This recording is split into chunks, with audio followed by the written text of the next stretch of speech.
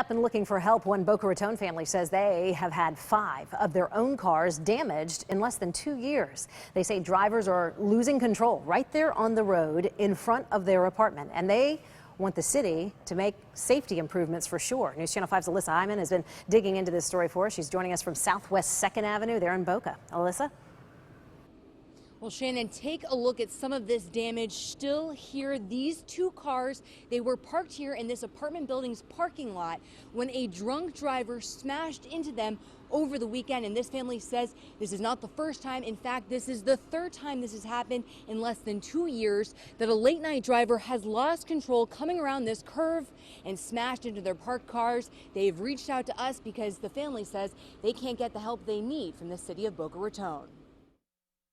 I had just gotten home 20 minutes before. A surreal sight Sunday morning for Naibis Placencia. I fell asleep and then you just hear a bang. Waking up to find her car smashed. I came outside and my car was like this. According to Boca police, a drunk driver heading down Southwest 2nd Avenue lost control where the road curves into 7th Street.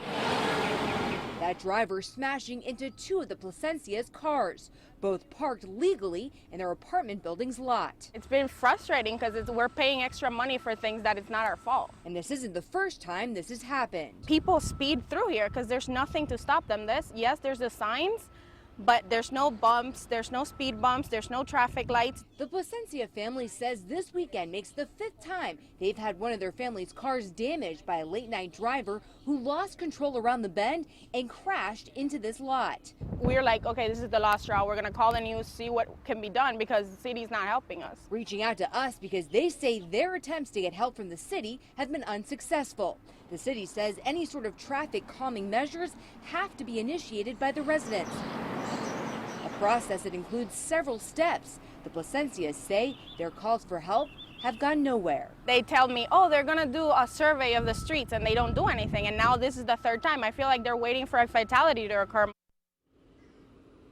Now back out here live, the city tells me today it only had a record of the property manager calling about this issue and that there was no indication that the property manager wanted to initiate that traffic calming process. The city tells me today it has been in contact with the family now and that they are going to help this family initiate that traffic calming process. For now, reporting live in Boca Raton from the Now South Florida, I'm Alyssa Hyman. Alyssa, thank you.